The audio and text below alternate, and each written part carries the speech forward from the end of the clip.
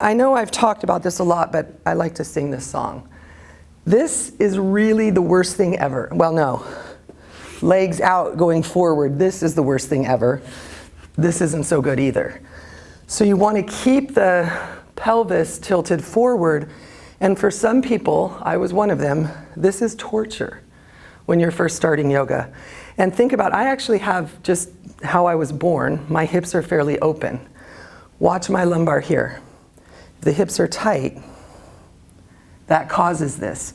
So I joke with my students, sit up on a blanket, a bolster, 2 bolsters, a tailgate.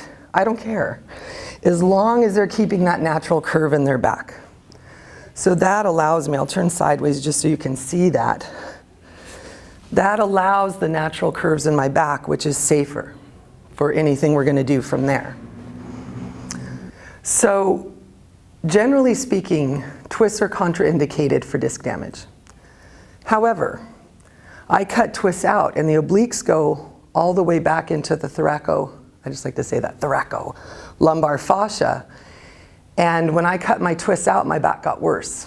So it's knowing the rules so you know when to break them. So many things that can apply to. It's difficult to hurt yourself here in a twist. As soon as you do this, it's really easy to hurt yourself. And these sorts of setups too, it's easy to hurt yourself, leveraging in. So we're going to use our core strength and floss our spine, dusting out the debris in between each vertebra.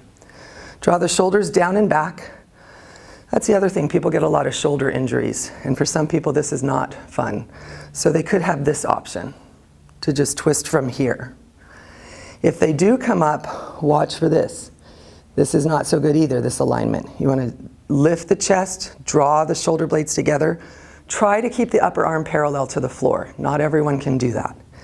Inhale, lengthen through the crown of the head. Exhale, pull the belly in. You're going to twist to the right. Inhale to center, always lengthening through the crown of the head.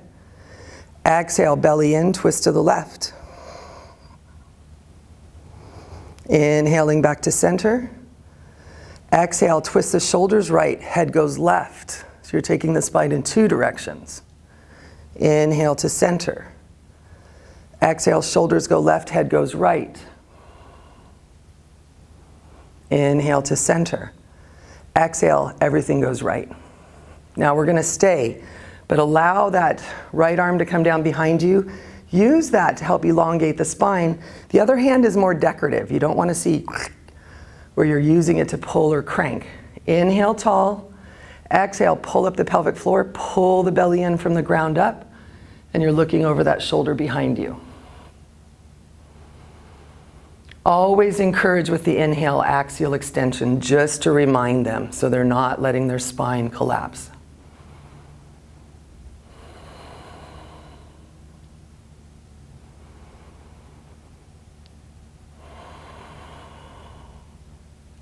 Then with an inhale, come to sit forward.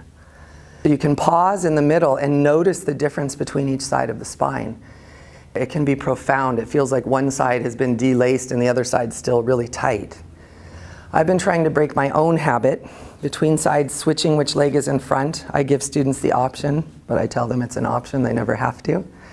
And we're going to take that to the second side. So inhaling, raising the arms to wherever you would like them. Exhale, pull the belly in, twist the shoulders to the left. This time we're going to stay on this side. So left arm comes down behind you, right hand can decorate either leg. Inhale, lengthen from the tailbone through the mid-back, all the way out the crown of the head. Exhale, lift the pelvic floor and pull the belly in from the ground up. And watch for this kind of alignment where people are letting, you can even hear what that does to my voice, letting their head hang back or letting it collapse forward. Again, the whole spine is one unit and you want as much length as possible throughout.